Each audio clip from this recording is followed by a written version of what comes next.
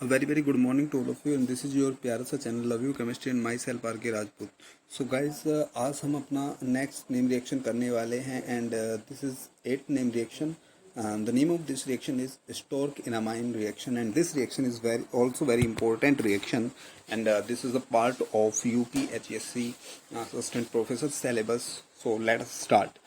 So first of all you should know this reaction is the nucleophilic addition reaction. So this is a nucleophilic addition reaction means यहाँ पे जो आपका reagent होगा वो क्या होगा, न्यूक्लियोफाइल होगा. और जो यहाँ पे रिएजेंट होता है वो एक कार्बन न्यूक्लियोफाइल होता है जिसका नाम होता है इनामीन. ठीक है ना, इनामीन यहाँ पे एक क्या होता है, कार्बन न्यूक्लियोफाइल या अटैकिंग रिएजेंट यहाँ पे होता है. ओके, आगे अगर हम इससे आगे बात करें तो देखो जो ये रिएक्शन होता है ये जो आपने माइकल एडिशन पढ़ा था उसके सिमिलर होता है. तो this is similar to Michael addition. ये माइकल एडिशन के सिमिलर रिएक्शन. अगर आप माइकल एडिशन को देखो तो माइकल एडिशन में एक इनोलेट होता था और वो alpha beta unsaturated carbonyl compound के पे 1,4 एडिशन देता था.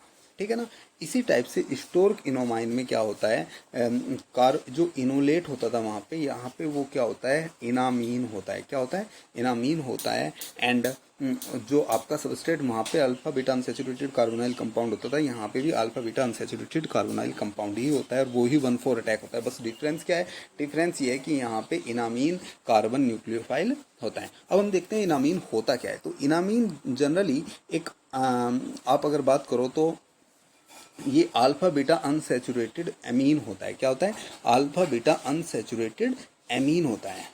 ठीक है, अब देख लेते हैं क्या होता है. आगे चल के हम इनामीन को अच्छे से देख लेते हैं. पहले आपका एक मेथड ऑफ प्रिपरेशन देख लेते हैं हम इनामीन का. ठीक है ना, मैं आपको फिर दिखा देता हूँ. ओके, तो देखो इनामीन अगर आपको फॉर्म करना है तो फॉर्म करने के लिए जनरली कोई एल्डिहाइड या कीटोन लेते हैं जिसमें एक एटलीस्ट एक अल्फा हाइड्रोजन प्रेजेंट हो. ठीक है ना, उसकी रिएक्शन हम सेकेंडरी अमीन के साथ कराते हैं. ध्यान रखना है आपको कौन से अमीन के साथ, सेकेंडरी अमीन. ठीक है ना, आप लोगों को पता ही होगा सेकेंडरी अमीन होता क्या. Just wait a second.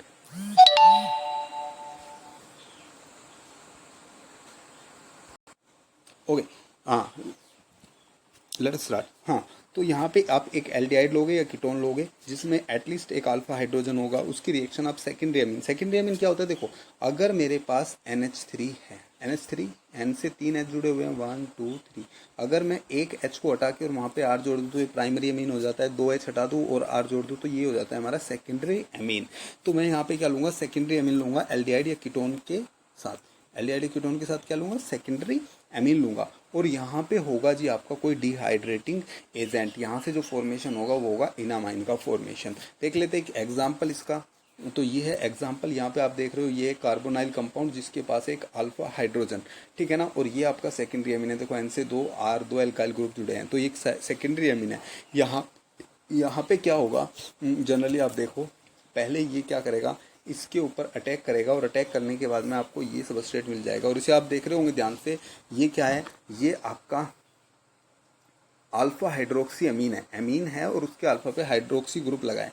अब यहाँ पे OH है और यहाँ पे H है. क्या होगा, यहाँ से एलिमिनेशन होगा, E2 elimination in the presence of dehydrating agent. Dehydrating agent क्या करेगा, यहाँ से OH और H को निकालेगा, पानी को बाहर निकाल देगा और निकाल के क्या फॉर्मेशन होगा, ये आपका कंपाउंड बनेगा. And this is amine group and this is alpha beta unsaturated group. Sorry, यहाँ पे OH नहीं होगा.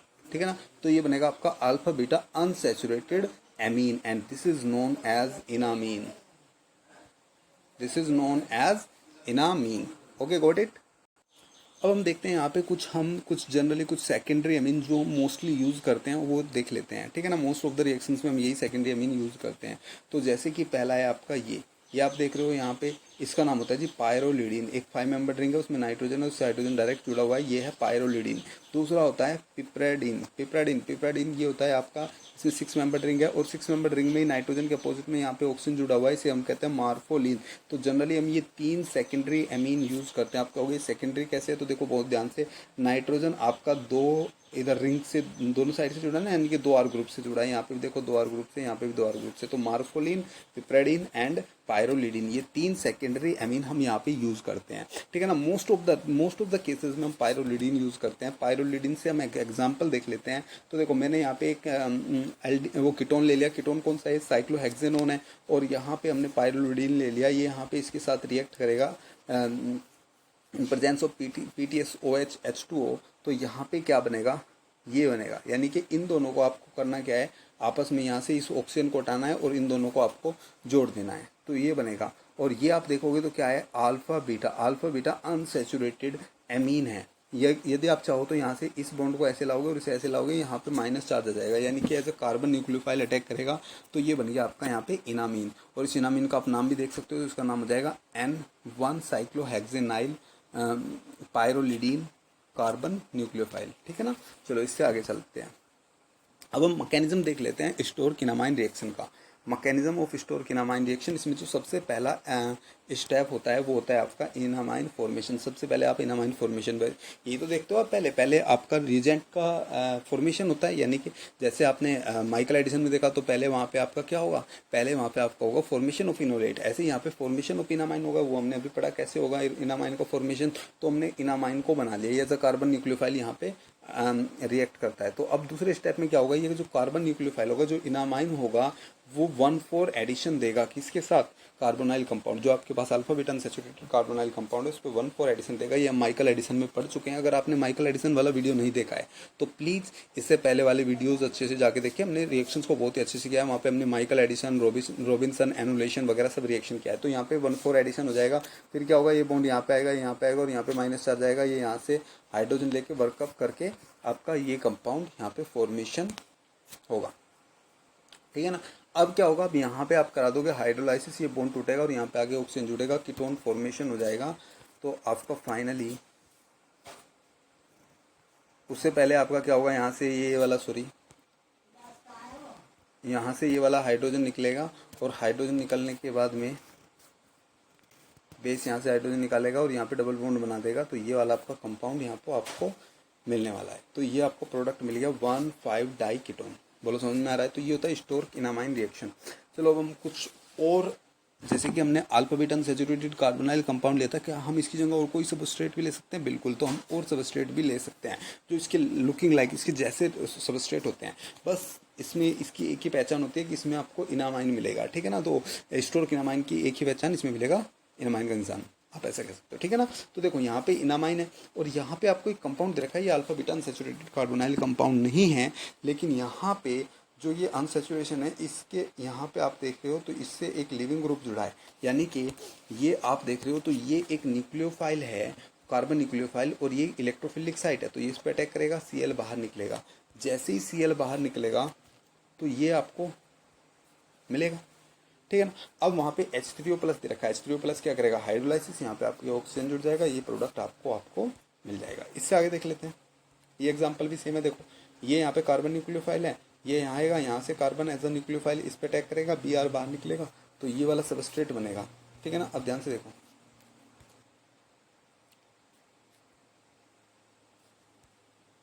ये बनेगा भाई, ठीक है ना। अब क्या होगा? अब इसमें H3O+ दे रखा है। H3O+ यहाँ से ये हाइड्रोलाइसिस करेगा और यहाँ पे आके ऑक्सीजन जोड़ देगा, यानी कि कीटोन फॉर्मेशन ये हो जाएगा। तो ये वाला आपको ये वाला आपको प्रोडक्ट मिल जाएगा। बोलो समझ में आया? कोई डाउट? ओके। तो ये था आपका स्टोरकिनामाइन रिएक्शन।